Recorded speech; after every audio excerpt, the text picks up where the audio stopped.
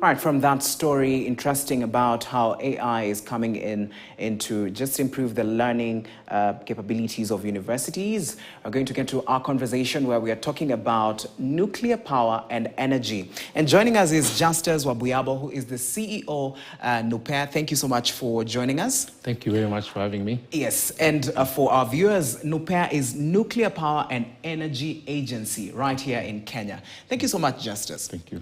All right, so let's look at nuclear power. And when it comes to the nuclear power, as a country, where are we in terms of nuclear energy? Are we at a place where you can say it is something that we can pursue?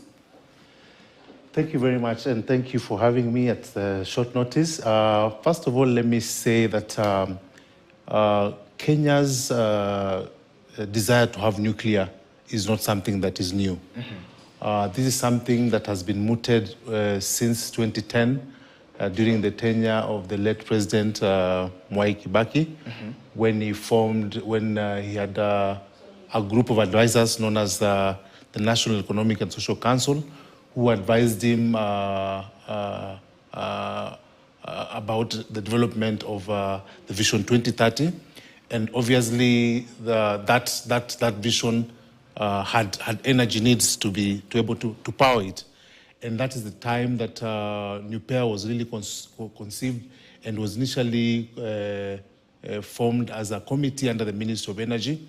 Then it developed on to become the Kenya Nuclear Electricity Board and eventually became what we know as Nuclear Power and Energy Agency, NUPER, mm-hmm. Established under the Energy Act. Yes. And when you see that, you will see that the country is following a roadmap that has been defined under the international arena through what is known as the infrastructure issues.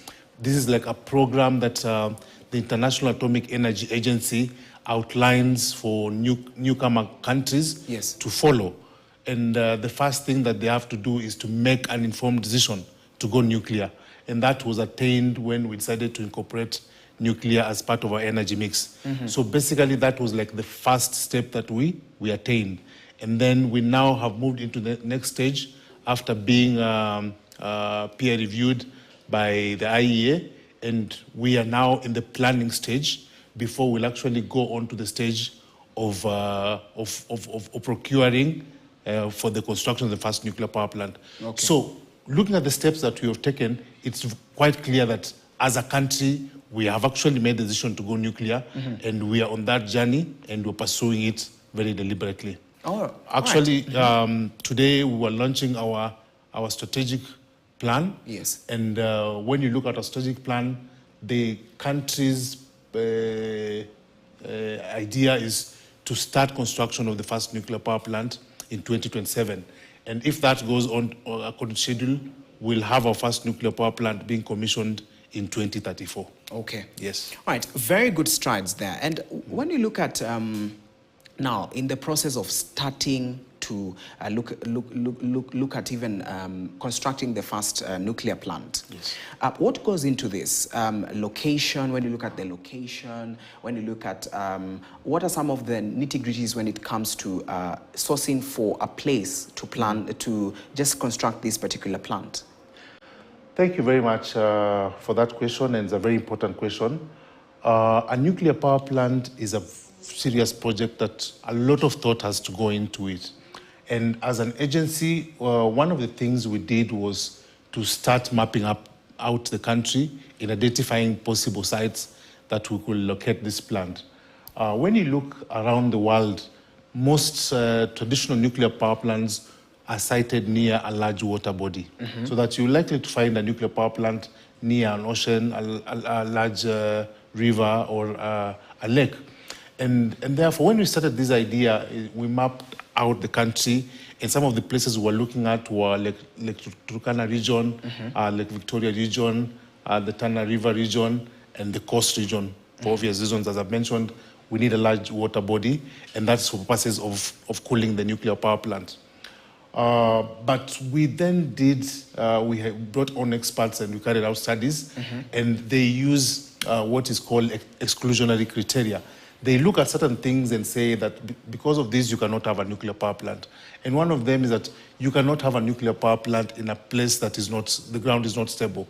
So the Rift Valley, because of this history that we've had with the Rift Valley creation, cannot support a nuclear power plant. The Lake Victoria region is also very close to the Rift Valley.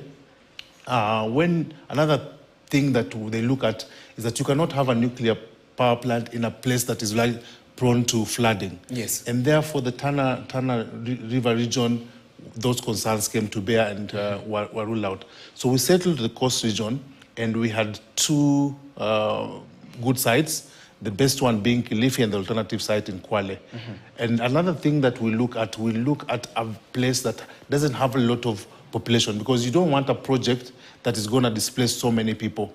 So looking at some of those criteria, then we settled for Kilifi and Kwale. But that is not to say that we have said that we're going to construct that.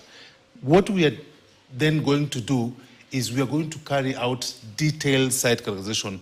We're going to study the weather patterns of these regions and also the land and the stability of the land to actually be able to say, voila, this is the place that the plant will be done. And this is now actually the activities that we're going to be engaging in the coming years, and which we have actually outlined in a strategic plan before we'll then go on to the process of procurement. All right. Yes. And now, when you look at the strategic plan, yes, because you're saying, okay, in 2034 is when we set up the first one. Correct. Yes. So in terms of the money, what would it take to build such a plant? Because, you know, a nuclear plant, we usually just read about them or watch them on the international scene. When it comes to locally at home in yes. Kenya, to build such a plant, what would go into it? Thank you. And really, that is the elephant in the room. Simply put, a nuclear power plant is not cheap. I mean, if you're looking at buying a bicycle and buying a plane, that is, I yes. mean, how different these things are. A nuclear power plant is a heavy investment venture. And what we are understanding currently is that looking at the plant that the country is considering, we're considering to start with a 1,000 megawatts plant. The costs are ranging at around 500 billion Kenya shillings. And indeed, this is a lot of money. But let's look back. This is not money that is going to be spent in 1 year or a short term. We're talking about a spent period of about 5-7 years, because construction will take that long. And because it's a heavy investment, it is one of the roles of my organization to try and study and have a conversation with the Kenyan people and the policymakers, how we're going to deliver this project. So we are actually looking around, and we will be carrying out, for instance, reactor technology assessment to determine what technology is good for us, to source for partners who will be able to support us with financing, and also a partner who will be able to train our people. And therefore, the expense side of it aside, we believe that it's a project that is worth pursuing, because we've also been advised that by experts that, yes, a nuclear power plant is expensive, but once commissioned, this is a plant that will service this country for about 8 years. Yet, it can actually be able to pay itself off within a period of 20 years. So you're looking at a bonus of 60 years. And therefore, it's an investment that as a country which is forward-thinking, we need to consider to ensure that we start working out strategies to ensure that we are energy secure. Yeah. And of course, as you've mentioned about the years, the lifespan, Yes. could it be 60 years or more? Yes, the lifespan of a nuclear power plant, going by the experience of the ones that have been around, is between 60 and 80 years. But 60 years guaranteed, but after 60 years, it can be extended for another 20 years.